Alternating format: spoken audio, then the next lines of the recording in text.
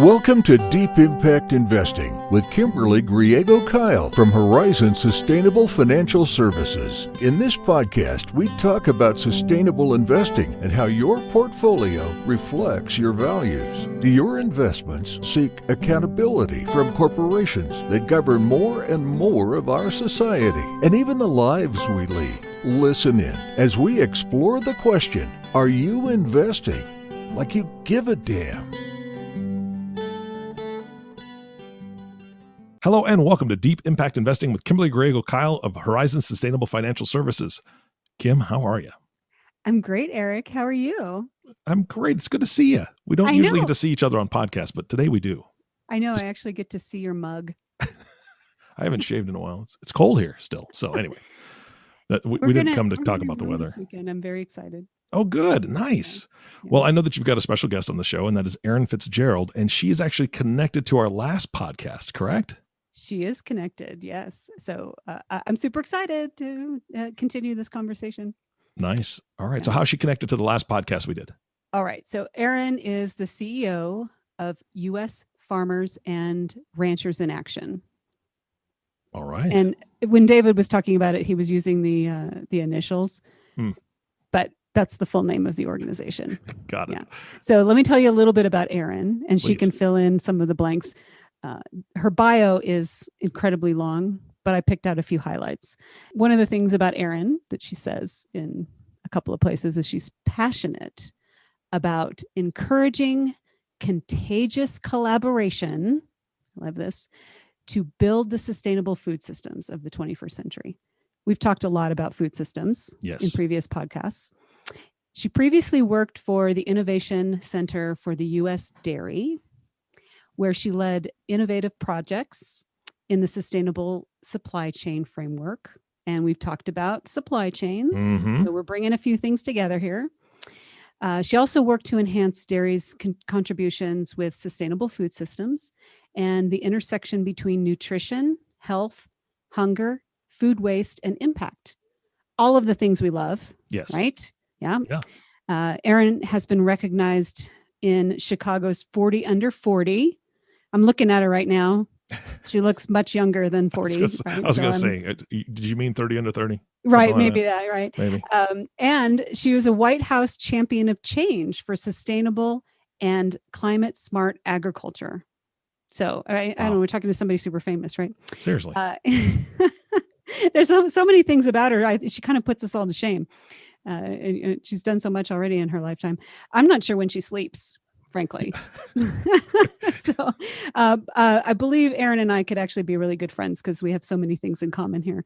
And I think we could talk for hours and hours about sustainable food and supply chain. So welcome, Erin. You guys, that was the funnest introduction. So nice. I better live up to it in this podcast now. I'm pretty sure you can. Yeah. Well, as Eric, as you remember, our last podcast was with David Bunnell. So that was podcast number 42 for you listeners who would like to go back and listen to that podcast. It was fascinating. We talked about the report that USFRA did in collaboration with David and a couple other organizations on transformative investment in climate smart agriculture. And I could have talked about it with him for hours. Today, we're going to talk more about Erin's organization. And I have so many questions. So first, let's talk about how sustainable food systems and supply chains. We'll talk about that. We've talked about these several times. I want to talk about the mission and the vision of USFRA. Yeah, so U.S. Farmers and Ranchers in Action is a new name, actually. It used to be called U.S. Farmers and Ranchers Alliance. And it's maybe a little bit about my background, too. So I was at Dairy prior, and I just kept feeling that there was a need to bring all of agriculture together. And I got this phone call from the U.S. Farmers and Ranchers and Alliance board. And I walked in the room, and it was the farmer-elected leader from each one of the agricultural groups. And I went, wow, this is really an opportunity for power and change, because this is, really where boots on the ground sustainability takes place. And if the farmers were serious about taking action, I was too. And, about 90 days into our board conversations, I said, our old logo had a dinner table plate. I said, when I throw a dinner party, I kind of invite some neighbors and cousins and family members, maybe we should invite the rest of the food sector to this conversation. So it's not just farmers only in this conversation. If we really want to imagine the future, then we've got to bring our food makers and farmers together in this unbelievable mission of our lifetime. And why don't we make our organization just that? And they were all in. And we've been on that little journey over the last 2 years to really rename and realign our mission and galvanize leaders across the food and farming system towards this mission to co-create the sustainable food system of the future, and that this next decade matters the most. And if we're not all leaning in right now, I would argue that even this harvest season, the next harvest season, to support our farmers, it's critical. And we have a whole film called 30 Harvest. I would encourage anybody to take a look at. But it really says, compared to any other sector, you can imagine change happening, right? You can imagine that the energy sector we could have renewable energy, we could have robots. You can kind of picture it because we see that vision. We grew up with it with the Jetsons and things like that. I'm still waiting for my flying car. Right. I know Eric is. Yeah. But for agriculture, that level of innovation, that mission to the Mars, that rocket-like innovation happens each growing season. And if you think about climate change with Mother Nature and the real realities that our farmers are faced with, that means that each growing season, our farmers have a chance to get it right. And that is a level and scale of innovation that we have not seen as humankind. Right. I've read some of the innovation projects that some of the farmers and ranchers are doing, and we're going to talk about that. I'd like to know a little more about the core pillars that your organization has and how you help your farmers and ranchers apply those to what they're doing in this sustainability process to reduce carbon emissions and how that works. Yeah, so there's a couple things that we're doing. One is a leadership, so activating common leadership. We've launched a decade of ag for the past 2 years.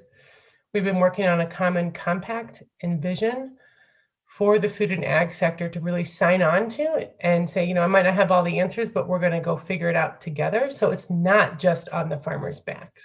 I think that's been a key distinguishing feature. I often say, like, kind of, you guys were talking about the weather, and this is before COVID, but I'd be in a conference room like, well, it's 70 degrees and fluorescent in this boardroom, like let's continue to tell farmers what to do, right? Like it's complicated, right? So we got to work together. So that was really what the vision process is about. The second is really about science sense. So can't we, the stuff on sustainability is really complicated. You add in the topic of soils. We know more about the surface of Mars. There's a lot going on in those soils that we might not be aware of. We've got all these different watersheds and growing zones. The growing agriculture is really complicated. So it's hard for people to kind of get their boots dirty if you're not really connected directly to a farm or a farmer. I didn't grow up in agriculture. I just love it. So I use my farmers as my teaching tool. And, for many of us that are trying to understand it, we need to connect with our farmers to understand this stuff. They know. And that's really at least the other big effort that we have is really connecting our farmers with food and decision makers to explain some of this stuff. And I had one farmer tell me once, Erin, I don't understand all this funny gas. Like, where is it? I'm a very practical person. I can't see it, touch it, and feel it. So, and that's really what we're talking about when we talk about carbon emissions. We've got to be able to explain it and show it. And therein lies, a lot of what we do. And then the other big effort is really changing the conversation about the role of food systems. So I always say, if you take out a plastic bottle, right? I think I have one here. Yeah. Like this little thing is made from black carbon, right? Like we don't want more black carbon. When you recycle, it's gray carbon, right? But like, wouldn't it be cool if this was just made from green carbon? How do you explain black carbon, gray Right. carbon Green to a carbon. farmer? Yeah. So black carbon's fossil fuel based, right? It's literally the carbon that's been from plants from thousands of years ago. From oil. The air, right? So plastic is a black carbon. Derived from. And when you recycle it, it's gray carbon. Mm-hmm. But green carbon comes from agriculture. So it comes from the sun and through the unbelievable power we have through photosynthesis in plants and animals that we can cycle carbon. There is a carbon cycle. I love that explanation, and I've never thought of it that way, honestly. And I want to reiterate that to listeners because there's a good carbon, right? There's a green carbon from plants, from trees, from the things that we're growing. And that's good. What we don't want to have more of is black carbon from oil. Erin, that's great. It's kind of simple. I mean, so you always hear me say like brown stuff and the green stuff. Those are the cool stuff. And you as farmers and we as a sector, guess what? We steward a lot of that and we can lean into our strengths, right? And we can go help solve this issue. And I think it's just as simple as that. We've kind of lost a little bit of that know-how. And so you'll hear us say like every farmer, every acre, and every leadership voice, this sector, if you care about climate change, it's this sector where it happens. I mean, 48% of the landmass is in the stewardship of 2 million farmers. That they're stewarding right now water provisioning. They're managing our green spaces where we see flyways, happen. There's a lot of other stuff that's going on that we might take for granted. And if we lean into that strength and we invest in it, I think we also have the people who know how to get it done, which is very powerful as well. Absolutely, Erin. And that was one of the things that struck me when I was really looking through the website of USFRA is the connection with the farmers and ranchers. This is not a vague process in terms of working with them. And these are real people. These are real stories. These folks are the real agents of change in this process. I was so impressed and amazed by the things that they're doing. We're not talking big corporate farms. We're talking about individuals and families and how they're making real substantive change. It was fascinating to me. I want to talk a little bit about some of the actual programs or the pieces of technology, because David really was talking about technology a lot. And while we don't really talk about specific companies here, I am going to talk about a specific company. It's not a publicly traded company, but I was so fascinated by this piece of technology that this farm in Wisconsin was using called Cow Manager. It was fascinating to me. And it's basically a Fitbit for cows. And that's how they're tracking their cows and keeping management of them and their health. And if something goes wrong with the cow, they know almost immediately. And I thought, wow. So this particular farmer created this for their farm, or excuse me, ranch. And they created it for their ranch and their animals, and then started selling that to other ranches for their cows. Amazing. Amazing. What other interesting pieces of technology are you seeing come out of the needs of farms and ranches? Yeah, no, I think that that's a great example. So we know, healthy animals creates a good productive meat or gives more milk or better eggs. And so, you can't meet a farmer who doesn't care deeply about their animals. I know that occasionally you hear some bad things, but it's, again, exception to the rule, right? So what they're looking for is technology that they can make certain that things are like going well. They want to make certain that animal is just perfectly cared for. And maybe because I came in the dairy sector, some of the fun ones is even just a back scratcher. So there's that Fitbit, and then there's this ability also to then the cow to like have like a recess area where they can go and get their back. That's one of my favorite ones I've seen in action because they're just adorable when it happens. But the other cool technologies that you see is really investments in manure. Like really looking at manure as an application for soil amendment. There's a lot of really cool innovative strategies happening there. And when you think about innovation in agriculture, it's also not exactly like a widget, right? Or a thing either. So like cover crops is actually a new technology. It's like coming back and really looking at different types of cover crops that can be applied. It's complicated as well because you got to get it in right at the middle between another growing season. But we're seeing really cool innovation things that our farmers are doing, a whole host of things like that. And I think that's one of the things that people might take for granted is that every farmer has to be tinkering. It's almost like if you substitute the word farmer for chef, there's a lot of different recipes that happen in that kitchen, right? And they are all tinkering with that kitchen, with the conditions that they have, and like really trying to figure out really innovative entrepreneurial things that they can do in their kitchen to kind of grow different things. So it's not all the same because each acre and even the sub acreage of that farm can be very, very different. So it's a biological system, it's hyper precise. And we're seeing some really cool stuff. The other thing is we're seeing, precision agriculture, like really getting pinpointed access, to be able to grow plants specific, using radar and drones and all sorts of very cool stuff with business intelligence, really on the rise. I love this. So we should not just think about a farmer or a rancher as just, a cowboy or a farmer. They're scientists. They have to know a lot. And I don't like it when people, really disparage farmers and ranchers because they need to know a lot to provide the food that we're putting on our table and putting in our mouth and making it healthy for us. It's amazing. The more I've looked into it, the more information I've received. And I'm super fascinated about this because food sustains us and it's important what we're putting in our body. And the food chain piece is so fascinating. What more is fascinating to me is you. When I read about some of the things that you've done, I want to talk about how you got into this work and what drew you to sustainability and food systems, because you said you didn't grow up on a farm. So first of all, what drew you to this work? Oh, wow.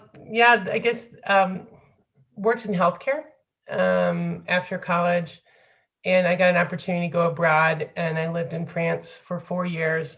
And I'm from a small town in Ohio, so that was like a big deal, just to get out and have lived that dream. And I just kept coming back to when I was living in France, how the French people really took pride in actually rural society.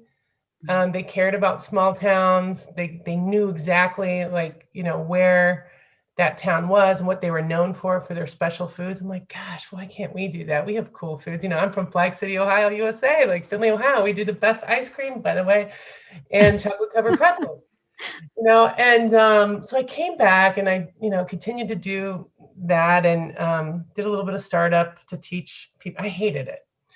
I just hated it. And at the time I was reading all these books about the healthcare, food sector and ag sector. And like, that's what I want to do. How you have acquainted strangers that you talk to? Yeah. I had a little old man every day in the elevator going up and down to my miserable job. I went to this event, Finding Life's Purpose, and guess who's lecturing? That guy. So I walk up to him and I say, I don't care what I do. I hate finance and I hate the healthcare sector. I just want to be in food and ag. And he said, okay, I know a guy, Tom Gallagher at the dairy sector. I'm like, I love cheese and yogurt. That's fine. That's cool. And that's how I pivoted. Now, I guess I always tell this to students because it's like, just follow your heart and the rest will all, line up. But once I got to dairy, I was hired to develop a strategic plan. And at the time, and that is using my business knowledge, was coming back to, okay, how is the dairy sector going to make the next 10 years? And in the first 4 months, and this is written in business books, Tom walks by, he's like, how's your strategic plan coming? And, he was thinking we need to, grow market share and this, that. I'm like, I don't know. There's this thing called climate change and this thing called water. And He's like, I thought I, hired a finance person, not a triographer. I'm like, this is the business case of the future. I'm telling you that. And I started working on this. And then he, as a leader, leaned in as well. And we took it on within 6 months to the board. And then that became like the first sector that stepped up on climate change. And believe it or not, it was a bunch of dairy farmers that stepped up on climate change in 2008 before any other sector took on climate change. And I always say this because like you can make the business case for this stuff. It's very complicated, but you can lean in to make the business case. So everybody's got their strengths. Mine happen to be finance. Others might have other storytellers or different things. We all have to work together to put our strengths to work, right? And that's my journey. Everybody might have their other ones, but in the social investment world, we say that all the time. It's often about making the business case for a company, for a corporation, for you, a nonprofit organization, the business case for sustainability. That's wonderful to hear that you put it that way and they were all in. And that's how you came to the sustainable process for you. Yeah, I really look at it from a finance perspective. So I look at this as risk mitigation. I look at it as when I look at our land, air, and water, I look at it as the greatest asset the United States has ever known. And I look at global water tables. I look at food security. If you look at the history of the United States, when people came to the United States, you know what the first words they said? This is the land of milk and honey. This is where amber waves of grain grow. And that is in our lexicon. When the United States has pulled out of economic growth, and think about these moments in time, right after the Civil War, right after the Dust Bowl and the Depression, and right after World War II. And what was the first things economically that were done? It was investment in the ag sector. And so I fundamentally believe that this is part of our economic competitive advantage, if you will, American agriculture, and that maybe we've kind of taken it for granted. So that's how I really look at it. It's an economic backbone. It might not be the Silicon Valley that we hear about all the time, but it is a sector that is truly important and generates economic growth and enables the rest of the sectors to do economic growth. That's very true in terms of supporting not just the farmers, but everything down the line. And as David was explaining to me, I didn't really think about this, but the technology sectors and, bigger sectors along the way, even the finance sector, when we think about commodities and all of those pieces. So it's connected in so many different ways. I'm very fascinated. And as you were talking, I'm thinking, we could talk for hours on so many of these pieces, and I'm very fascinated with the work that you're doing and who you are and how you've come to all of these pieces. I was a finance major originally in college, and I got very bored, and then I thought, well, I'll teach, and I spent some time in a fifth grade classroom and thought, oh God, no, I can't do this. Probably was the fifth graders, and then I ended up doing social justice work in college, and then came back to finance because it was sustainable investing. That became my passion, and it's always interesting how you circle back around to the things that are your passion.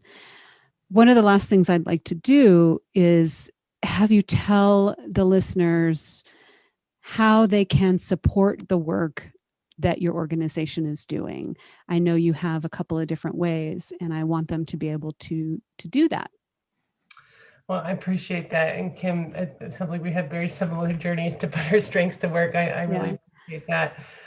So a couple things in keeping with the spirit of putting your strengths to work. Number one, I need volunteers. If you are a financial person and you have great ideas, you're listening, we are looking for pilots. We're looking to, if you can fund, we're obviously a nonprofit, any projects on this way. But the most important thing that I need to be done is, this is, as I mentioned, the grand challenge for the next decade. We are challenging every single leader to really lean in. If you are an organization and you're an entrepreneur, get your organization to sign the Decade of Ag.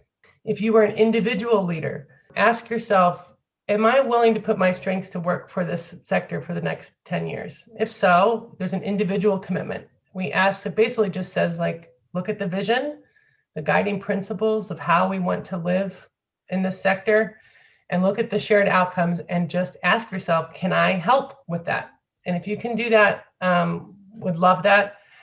And as a short little step you can take right now after listening, go to YouTube, Google 30 Harvest, and watch with your friends and family that film and really understand the grand challenge ahead of us. So appreciate it. Great. I can't thank you enough for being on my podcast today. And I am pretty sure Eric is going to have questions on the cow Fitbit. Thank you, Kim. All right, Kim, are you suggesting I get a cow Fitbit? Is that what you're saying? No. I'm not Checking? suggesting that at all. Because I do like ice cream a lot. And so therefore, the consumption of ice cream in my household is probably 3 times gross production of, anyway, whatever the math would be. No, I do actually have a question, Erin. I'm very, very curious. I don't know how you're involved in this. The conversations with farmers and ranchers. Just like any group of people, there's going to be those that are easily adopting the things that you're saying, easily looking forward to that future. But there's also going to be some that are going to be a bit hesitant or concerned about what it's going to do to their livelihood, to their family farm or ranch. And, so the commitment level, so on and so forth. What are you finding when you're having these conversations? In general, many of the farmers feel that they're misunderstood, that they're not included in the conversation, and that they're villainized. So that's pretty much a universal thing. And that they might have hidden talents that can be put to work, or maybe you just don't understand what I'm doing. Like any sector, though, you do see innovators and you see laggards, and that's all dependent on the economics of their business model, where they're located. Is that technology appropriate for their farm? Just like how any small business would look at, many of these considerations.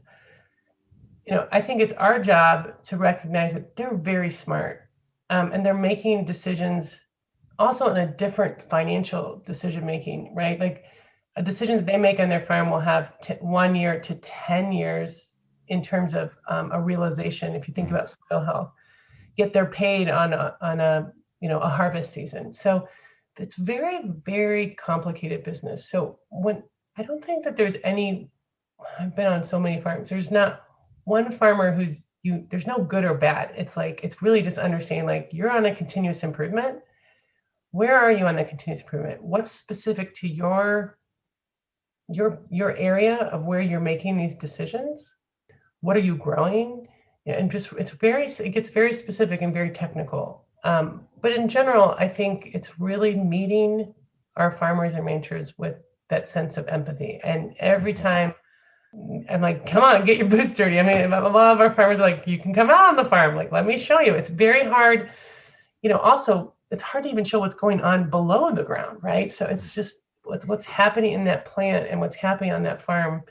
You can walk out and you're like, I just see a field of grain. Well, I'm like, well, look over here. There's some butterflies. Look over there. There's an eagle. Look over here. There's a water table under here. So there's so much more happening in that biological system that they're doing. It's a much more complicated business model. I've never seen such a complicated business model, really. Well, I'm glad to hear that they're very open to the conversation, and you're giving them a voice, and that's what I think is really important. And I'm impressed by. I know Kim has alluded to that as well. So I appreciate your time on the podcast. I would say that I'd never heard of the cow Fitbit before. I'm not really interested into looking into the cow Fitbit, but I will agree with you, Erin, that I have really thought about getting one of those cow back scratchers, the ones that look like a giant car wash thing. Good gravy. That would be fantastic. Just right in my den. Just when I need it, it's there, right? Yeah, I'd rather have the bag scratcher than the Fitbit. That's for sure. Yeah. All right. Well, Kim, thank you so much for letting me ask my question. I was curious about that. Do you have any closing thoughts for today? Well, I am going to say that I think we could talk about so many things around the farm issues and the ranch issues. And I really loved having you on, Erin, having this conversation. I am fascinated by food chain issues and how it works and how we are going to save the planet by making these adjustments. And so I appreciate having you on. Thank you very much. And I'm hoping we can put the links to the things that you've talked about in terms of the action steps on our website as well. Thank you for joining me. Thank you, guys. Really appreciate it. Thank you. You bet. Erin, I want to thank you again. And Kim, of course, thank you for bringing her on. I don't know what you're doing to me. I mean, she's a genius. And then you brought on somebody who taught people how to build rockets last time. I mean, yeah. I know. I'm not sure how I'm going to keep up with these amazing guests. We can't unless we can raise Einstein. We're top of the cream of the crop right here. So right. Anyway, thank you for bringing her on. And of course, our last thank you goes to you, the listening audience. Thank you for tuning in and listening to the Deep Impact Investing podcast with Kimberly Griego-Kiel. If you have not subscribed to the podcast yet, please click the subscribe now button below. This way, when Kim comes out with a new podcast, it'll show up directly on your listening device. This makes it much easier to share these podcasts with your friends and family. Again, thanks for listening today. For everyone at Horizon Sustainable Financial Services, this is Eric Johnson reminding you to live your best day every day. And we'll see you next time. Thank you for listening to the Deep Impact Investing Podcast, the sustainable, responsible impact investing podcast that shows you how to get your voice heard. It's time to start investing like you give a damn. To ask a question that we can answer on an upcoming podcast, email us at info@horizonssfs.com or join the conversation on Facebook at facebook.com/Horizons Sustainable Financial Services, or give us a call at 505-982-9661.